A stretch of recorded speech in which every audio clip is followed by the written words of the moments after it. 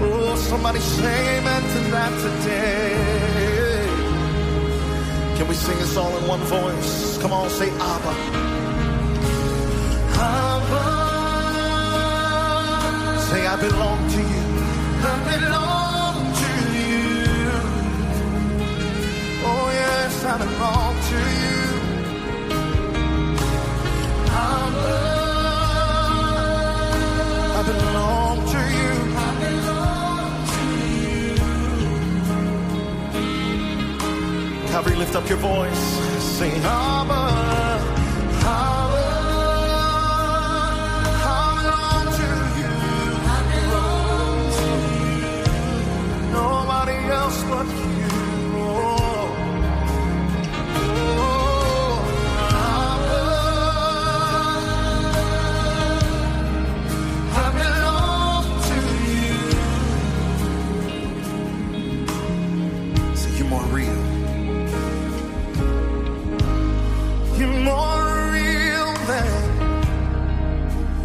Ground I'm standing on.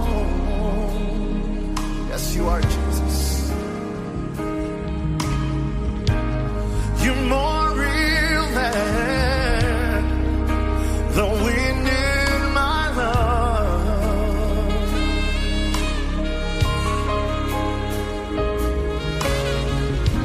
Your thoughts define me. You're inside of me.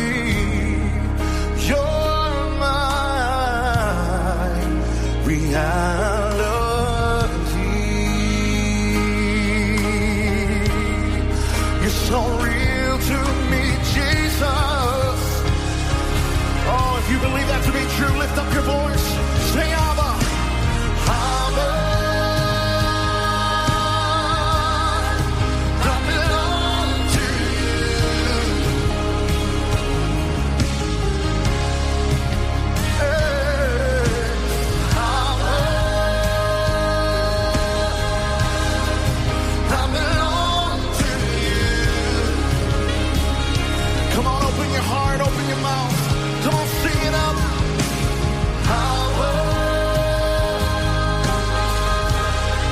I belong to you, Jesus.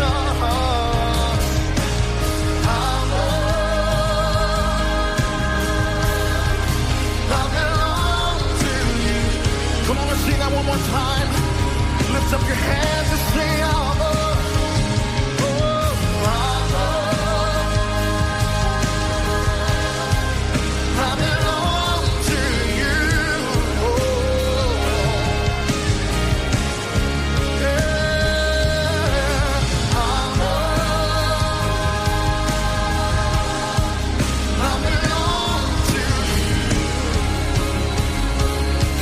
Up your voice and worship the King of Kings.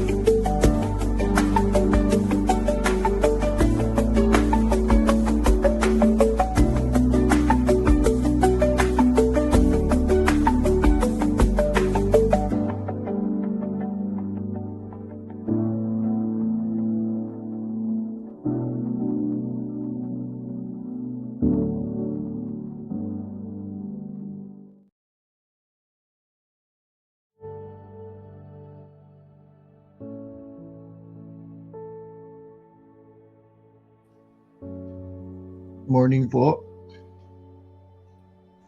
Good morning po. Magandang umaga po. Isang magandang Huwebes po sa ating lahat. Salamat po sa Diyos sa buhay ng bawat isa. Tayo po'y sumandaling manalangin. Panginoon, tunay nga napakabuti mo at napakadakila mo sa aming mga buhay, Panginoon. Salamat, Lord, sa panibagong araw. Salamat po sa inyong pag-ibig. Salamat po sa inyong kadakilaan sa aming Panginoon. Tunay nga po, O Diyos, na ah, dakila at tapat ang inyong mga salita, Panginoon, sa aming mga buhay. Sa inyo po namin, Lord, inilalaga at tinataas ang sandaling mga oras na ito, Panginoon, upang kami po ay muling mag-aral ng inyong mga salita. Sa inyo po namin, Lord, itinataas ang lahat ng papuri. Sa pangalan ni Jesus. Amen.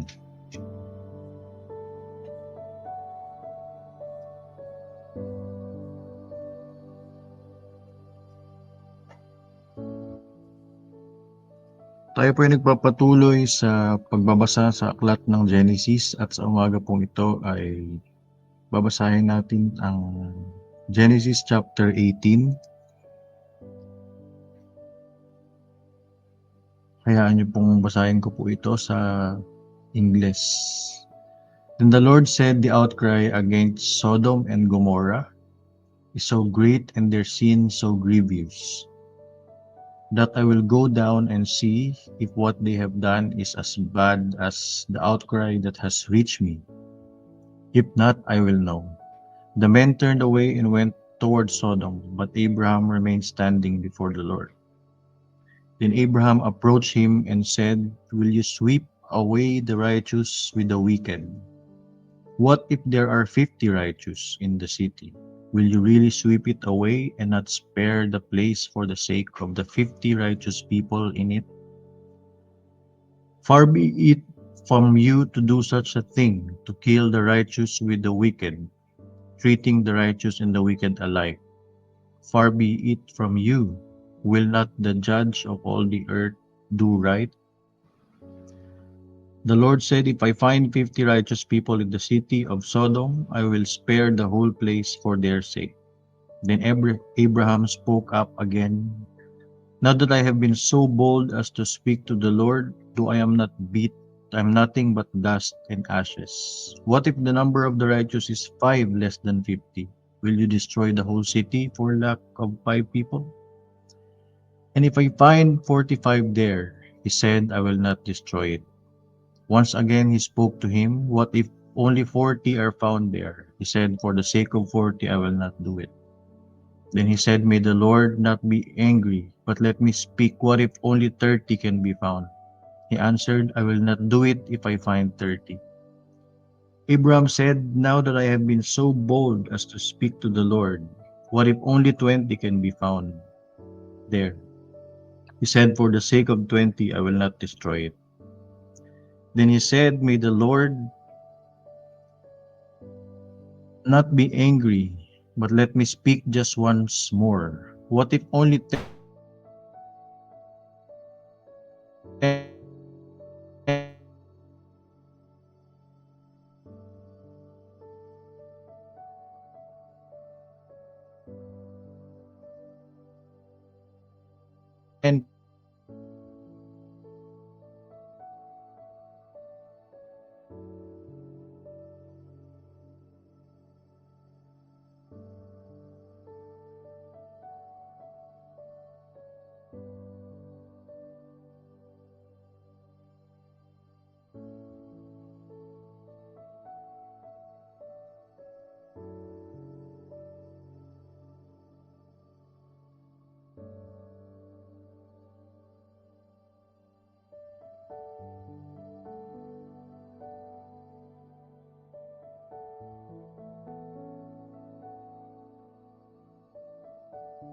can be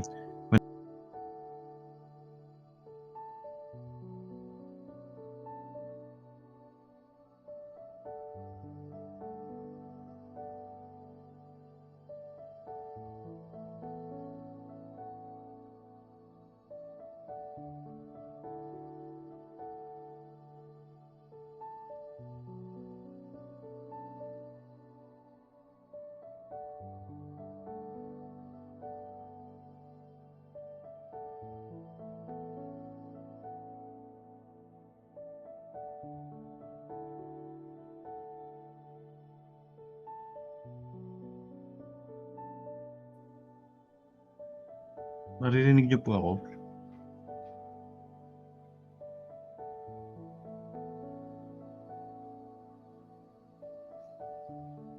Ayan, ang binasa po nating mga talata ay kalahati ng ay isa sa mga tema ng Genesis chapter 18. Yung first part po ng chapter ay nagpapatuloy dun sa tema ng pagpapaalala ng Diyos kina Abraham at Sarah na sila ay pagpapalain ng anak. At yung pangalawang tema po ay tungkol sa Sodoma at Gomorrah. At doon po makikita natin na nakita ng Diyos na ang Sodoma at Gomorrah ay palala ng palala sa kanilang mga kasalanan.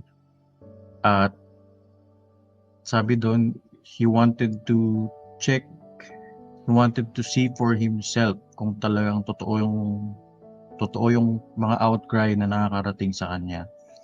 And makikita natin sa beginning of that chapter na ang Lord ay nangusap kay Abraham sa pamamagitan ng tatlong tao. It could be angels, and sila rin yung pinadala ng Lord sa Sodoma at Gomorrah. And makikita natin sa mga talatang ating binasa that Abraham was trying to plead before the Lord na wag niyang isweep yung city ng Sodom. Partly because nandun si Lot, na kanyang relative. And doon natin makikita na Abraham being a man after the Lord, a man righteous before the Lord, is trying to plead for this city. And kung maaalala niyo po yung ating message last Sunday na tayo ay bahagi ng bansang ito, tayo ay bahagi ng community na kinabibilangan natin in it. We have the ministry to pray and to seek for the salvation of our city, of our communities. So yung unang point po na makikita natin, God's grace is extended to our communities through every Abraham in it. When we find favor in the Lord, He extends His grace to our communities through our prayer and supplications, just as how Abraham pleaded for Sodom. Abraham remembered Lot, hence pleading God to spare them from the destruction of the city. In the latter part of the story, doon natin masasaksihan kung ano ba yung nangyari sa pamilya ni Lot habang sinusweep ng Lord yung city of Sodom. So Sodom has become a truly sinful city, and Lot's family has not been an exemption. Yet God's grace through Abraham resulted to the salvation of his family, with the condition of not looking back, which could result to them becoming pillars of salt. But in the end, alam natin na buong pamilya ni Lot ay naligtas maliban sa kanyang asawa dahil tinay niyang tingnan yung mga nawala nilang ari-arian. She looked back and then she turned into a pillar of salt. So bilang application, tulad nga po ng message nung Sunday, we are the light and salt for the world. Just like Abraham, we can always plead for our cities. We can seek, pray, and act on the salvation of the people around us. God was willing to save Sodom if He finds 10 righteous people among them, just how it is in Abraham's prayer. That is the power of a few believers standing up for the Lord. So kahit kakaunti lang yung makita ng Lord, sabi niya, kahit kakaunti lang yung makita niyang banal at tapat na sumusunod sa Kanya, He will save that city. But sadly, wala siyang nakita nung time na yon, and because Abraham was pleading for Lot, ang pamilya lamang ni Lot ang nailigtas ng Panginoon. And the second point, no kind of wealth and influence can compare to our salvation. The moment Lot's wife turned her back to see the wealth they gained in the city of Sodom, she lost her life. our salvation does not, even the salvation of all the people around us, does not have any monetary value, nor any digital currency. It is a gift that is eternal, of incomparable value, and it is pure. And God would not want us to see us let go of this salvation dahil lang sa few portion of earthly success.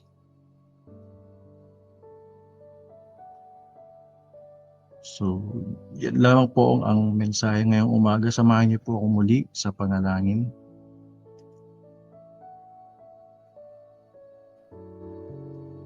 Lord, we thank you for the life of Abraham, Panginoon, na naging halimbawa, O Diyos, kung paanong kaya naming ilapit sa inyo, Panginoon, ang kaligtasan ng mga tao sa aming paligid, sa aming city, O God. We pray, Father God, na patuloy niyo po kaming bigyan ng boldness, ng kalakasan, Panginoon, upang ibahagi ang inyong mga salita sa mga taong nangangailangan nito, Panginoon. Lord, you want our cities to be saved. You want our cities to receive salvation, Father God. And may our few numbers, Father, standing up for your word, standing up for what's the truth, Father, ay makarating sa inyo, Panginoon. Hayaan niyo po na aming mga buhay ay inyong magamit upang patuloy na maibahagi ang inyong mga salita sa mga tao sa aming paligid, Panginoon. Use our lives, Lord, to be blessings to our communities, and may your name be glorified through these lives, O God. We thank you, Lord, for this morning. We thank you for our brethren. May you bless their lives.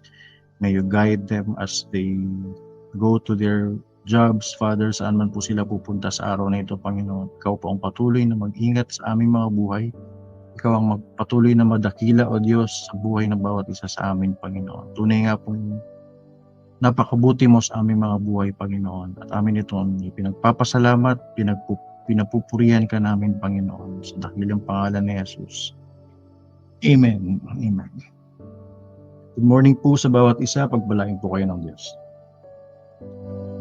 Good morning po at marami pong salamat. God bless. Thank you po.